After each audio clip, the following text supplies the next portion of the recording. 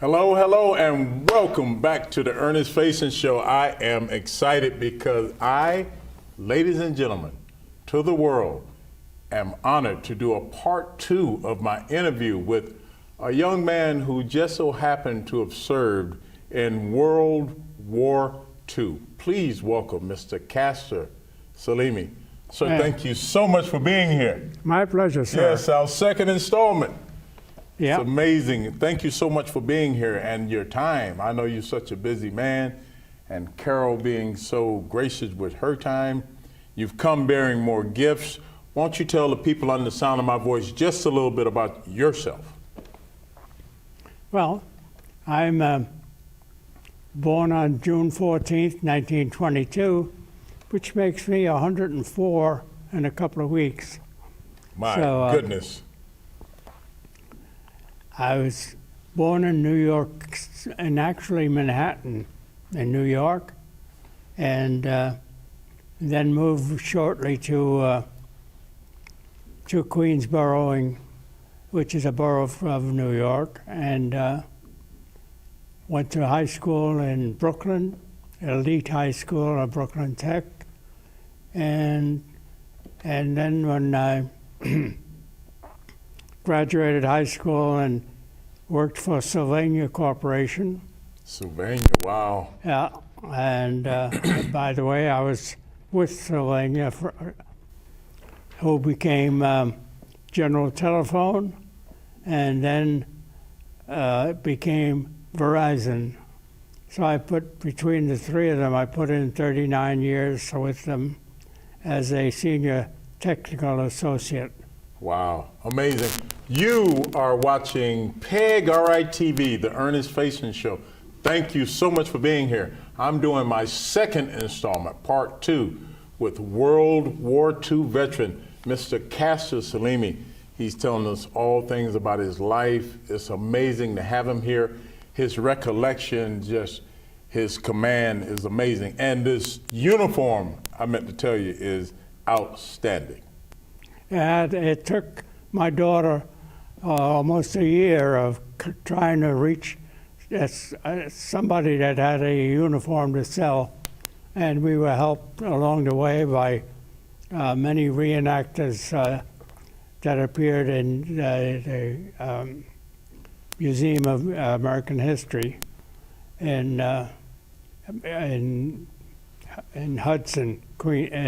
Hudson, Massachusetts. That's amazing. And you're 103, and June 14th, you will be 104 years young. Yeah. Amazing. And didn't you tell me in the green room that once a week you do yoga?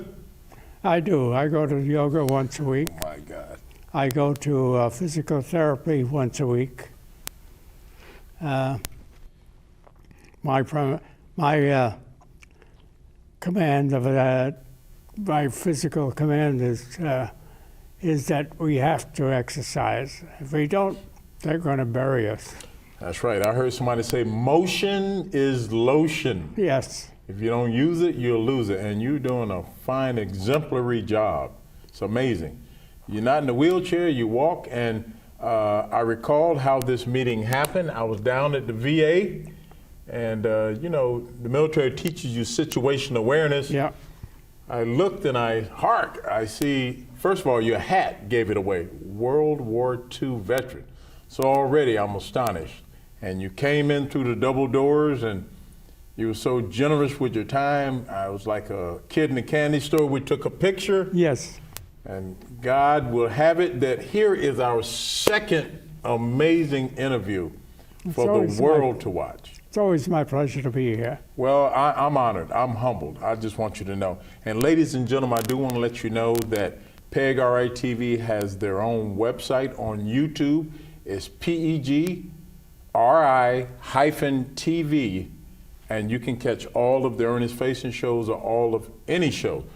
The only thing you have to do is just to type in my name, the Ernest Faison Show, and you will be able to access this wonderful interview that Castor is speaking about. So, Castor, as you look back on it, what was the fascinating thing that made you want to enlist in the military? Oh, that was easy. I had seen a movie about the Navy, and I admired the nice uniforms they had, and I said, well, that'll be a nice place to get to serve. And of course, well, that was a joke, because when I went to enlist, they said, no, we don't want you. You're colorblind. So that put me free.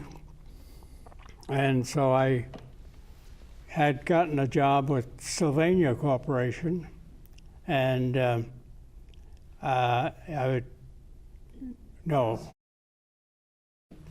must retract that. I had gotten a job with Sperry Corporation. Mm-hmm.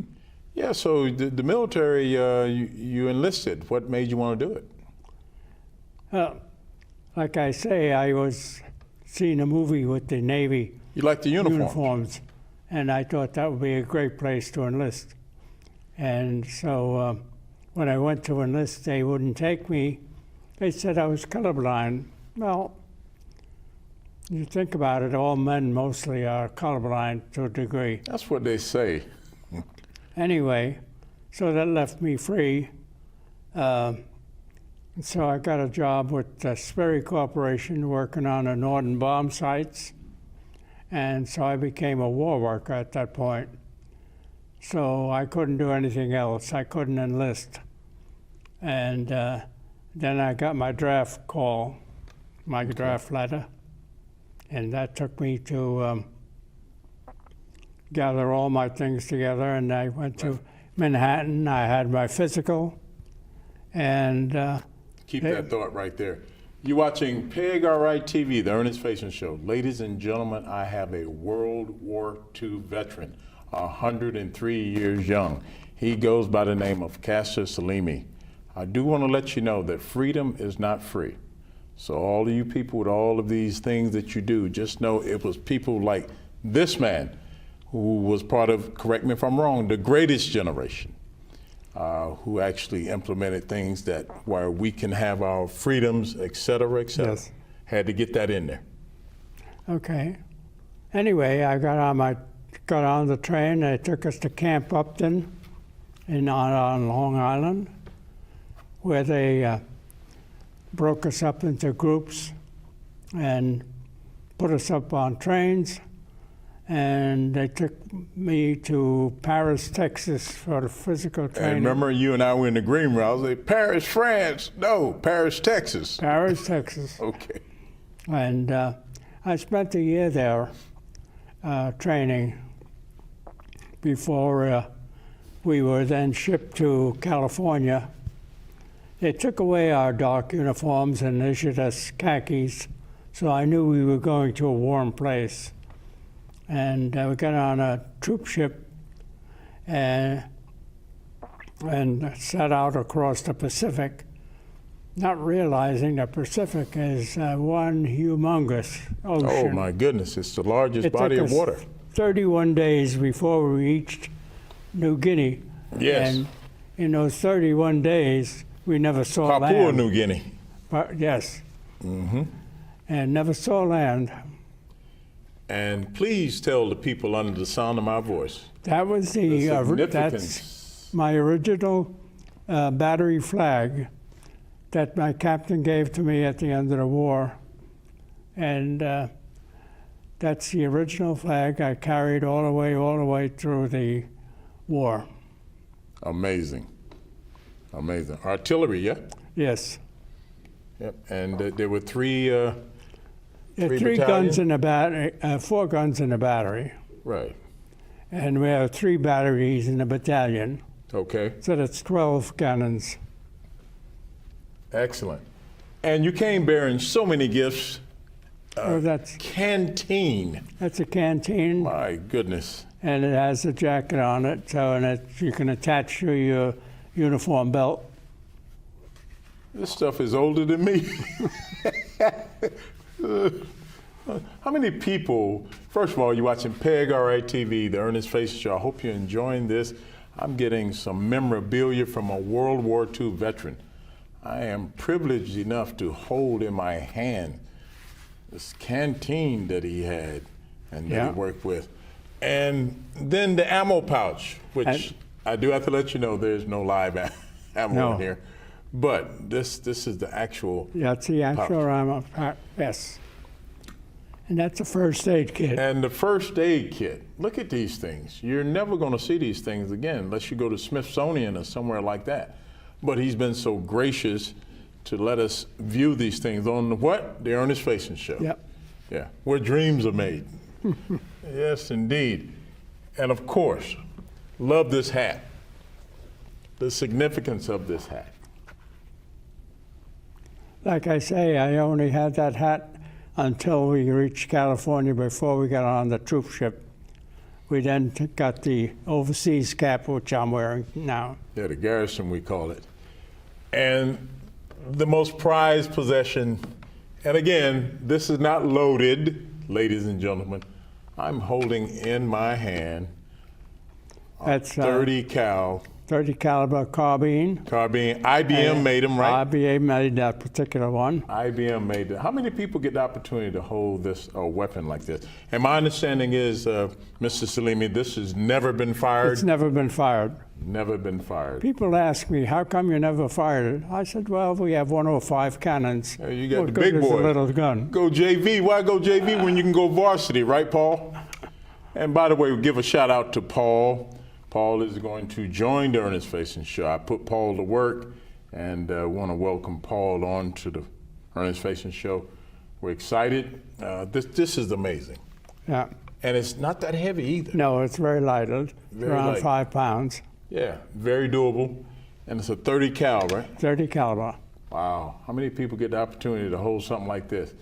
And like I said, you're watching PEG TV, the Ernest Faison Show.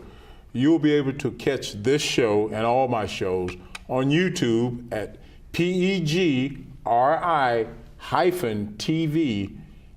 Then you just Google me, the Ernest Faison Show, and you'll be able to witness all my shows. So that's a beautiful thing. That's great. Yeah, especially, I think I've done over 100 shows, and I'm going to put these 2 interviews that we've done definitely in the top 5, for sure. That's great. Thank Well, you. I mean, no, thank you. It's truly a blessing. So as we continue to talk about the things that you've done in your illustrious career, let's go to Papua New Guinea now. I was down in Australia. I never did make it all the way down there. Let's speak about that a little bit. Well, it's a very, very place that's very, very not inhabited much at all. And the people are very short. Very, very short. We called them fuzzy wuzzies because they were very rare, really much above 4.5, 4 feet. Right. And they could climb palm trees with bare feet. Yeah. I don't know how they did it, but they did. Well, you adapt to whatever. And also, my understanding was that there was cannibalism, pygmies at one time. They may have been. Possibly you guys didn't experience. They were pretty native looking, very, very native looking. Yeah, look, kind of a little bit like me, a little bit, or whatever. No, you're too tall. Too tall. Look at Carol. No, you're too tall. I know. That was a joke. But I always wanted to go down to Tasmania and Papua. I never did get the opportunity. I was in Australia, though. It was a dense jungle. You told me, and the grass. And the grass is high. It grows around 4 to 5 feet. And you told me that the people, the women, they wouldn't wear the tops because they would get fungus or something. they get fungus under their breasts, yes. So they always were topless. Right. The men wore a breechcloth, and that's it. Yeah. And so to let themselves breathe, for lack of better terminology. yeah. Yeah. But we didn't have too many skirmishes with the Japanese at that point. They had moved on to the western part of the New Guinea. Now, how old were you when all of this was going on? Well, I was born in 22, and I was in 44 when I landed in New Guinea. Like 22, 23 Yeah. years old.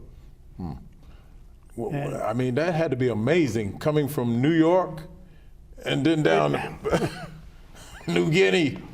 It was a culture shock is what it was. Well, we were 9 New Yorkers in our outfit, and the rest were from Georgia, Tennessee, Alabama. Good old boys. Florida. Okay. And we kind of thought we were done for with that group. But we learned how to live with them, and some of them never wore shoes or read or write, and we kind of had to write for them and read their letters, and we got to depend on them, and they depended on us. So we formed a very strong bond, which I think carried us all the way through very nicely. Nice. I was very impressed with your P-38, opening up the rations and everything. Yes. I still have my P-38. I still have my dog tags, too. It's amazing. Is there any particular thing you want to say about these wonderful things that you Oh, that's my original dog tag there. Amazing. Wow. That's the rank I had. T4 sergeant, yes. Yes, sir. That's no longer obsolete. Is that's that an correct? obsolete, yes. That's no longer used. Now they have a technical sergeant, which is a little different. Right. E5, E6, something like that, Paul, I would say. That's amazing. Amazing, amazing. When you look back, and you belong to a lot of different organizations also. Yes. The DAV? DAV, American Legion, the VFW, and I belong to the Italian American Veterans Organization. Which Paul has introduced me to the head honcho, John. And my DD 214 and my $10, and I will become a member. Yes. And we got to thank again, Paul. I just want to shake hands. Thank you so much for gracing us with this presence. I'm just telling you, when you read in the history book, you don't have to do it. Here on the Ernest Faison Show, you are actually getting it from the horse's mouth. And this is literally part 2 of our interview. I want to keep saying that, and you'll be able to notice because he's got a different uniform on, and I do too. So we're excited. I'm happy about this. I can't wait to show this on my TV show on YouTube and, keep it moving. So you took basic training in Paris, Texas. The thing I want to speak to you now about, so now you matriculate, now you go to the Philippines. Yeah. Would you expound upon that just a little bit for us? Well, after a year of training in New Guinea, we boarded ships to make the initial landing on Luzon in the Philippines. That's the main island where the capital is. I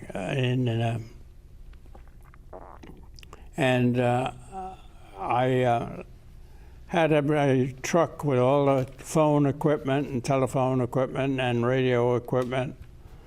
And as we were driving the truck off the ramp onto the beach, it sank in a hole in the beach, and I lost all the equipment. So I had to sit on the beach until they renewed all our equipment. 3 days or something? 3 days, yes. Wow. And then what was that like? Well, we didn't have any opposition on a landing, pretty much. But we raced over toward Manila, but Manila had been totally destroyed by that point. And the Japanese were moving north up the center of Luzon. So it was told to me that to ask the question, because you can, ladies and gentlemen, by the way, you're watching PEG TV, the Ernest Faison Show. I have a World War II veteran, Mr. Castor Salemi. His recollection and his brain is almost a memory like an elephant, how he's able just to recall these things. So I understand you have a lot of different stories, the buffalo and the lizard. So I'm going to let you choose to tell me, because I wasn't there, nor was I born. Well, I was on perimeter defense with a .50 caliber machine gun, and I heard the rustling in the brush, and I said, uh-oh. So I looked, I loaded my gun, the machine gun, and I looked, and out of the brush comes a lizard, and he must have been between 5 and 6 feet long. What? Oh Yeah, boy, big it's like lizard. kimono dragon almost. Oh no! And I looked at him, and he looked at me, and I said, "Okay, go on." And he walked away, and I just relaxed. Well- But the captain said, if I hear that machine gun fire, I want to see dead bodies.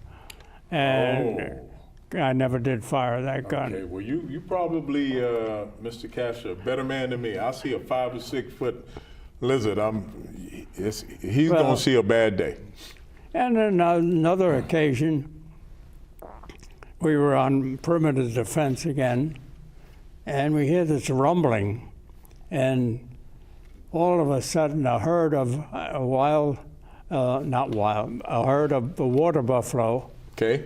came running through. They're called carabao over there, and they overran our position. We had to hide underneath guns wherever we could until they went through.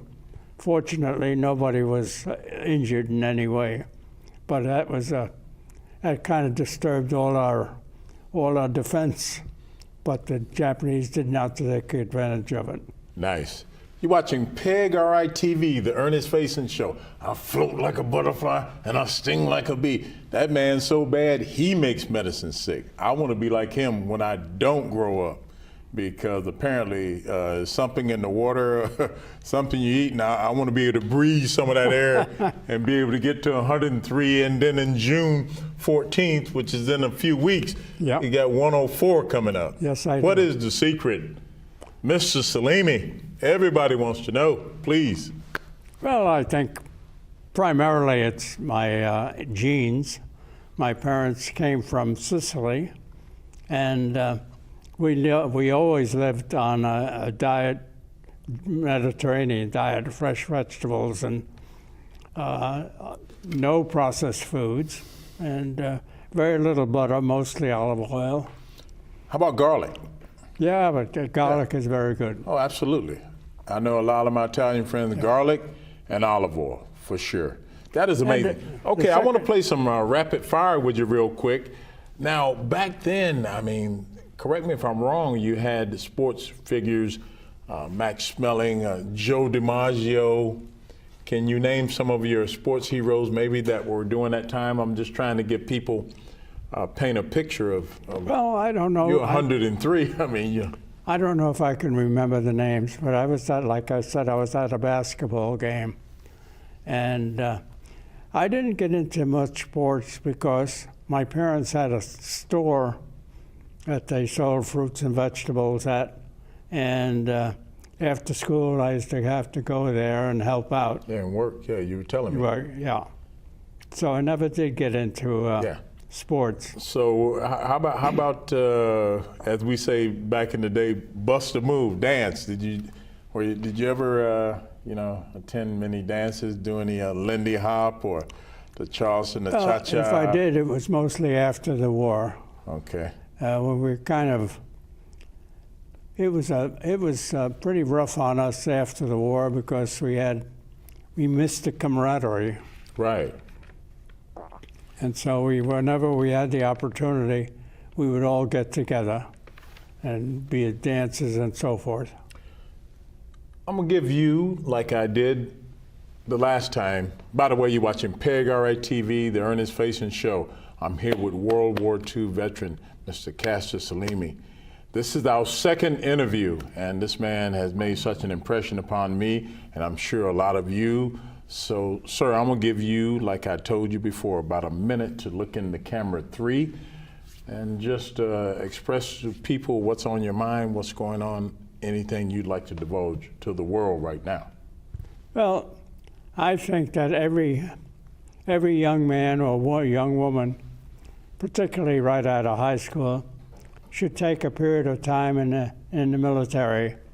I think it's a great opportunity to learn how to live with people of all religions and colors and so forth. And I missed that when particularly after the war, this camaraderie. That was well said, because we know, you and I do, because I served as well, freedom is not free. No, it's not. And it's because of people like you who put it all on the line for people like me to be able to do the Ernest Faison show, or Paul to be able to be there, let me know about my time. And I don't take these things for granted. It's yes. It's very important to me, because we're not coming this way again. And it's truly a blessing. I'm humbled and honored to be sitting before you, you know what I mean? And you just to, like I said, bring your weapon and all your artifacts and your P-38 and everything like that. If you had to do it all over again, would you? Oh, absolutely.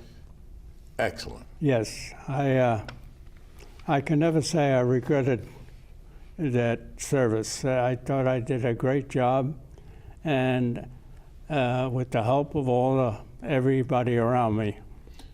That's outstanding. And then the places you were able to see, and to possibly go back there and see the change and everything, that would be amazing, wouldn't it? Yes, it would.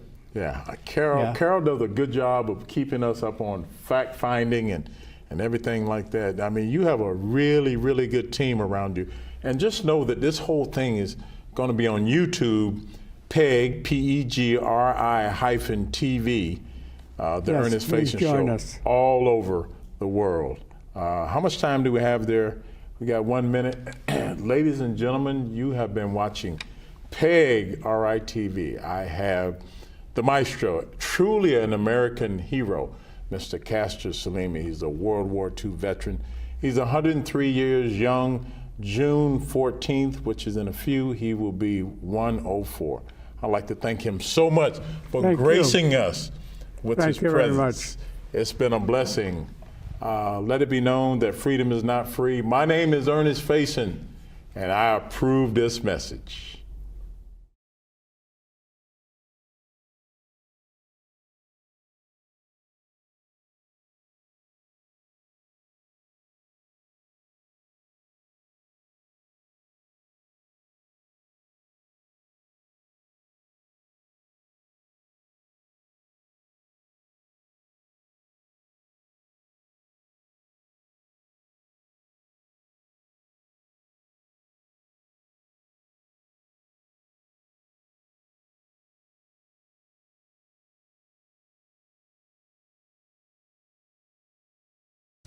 Bling, bling, bling, bling, bling, bling, bling.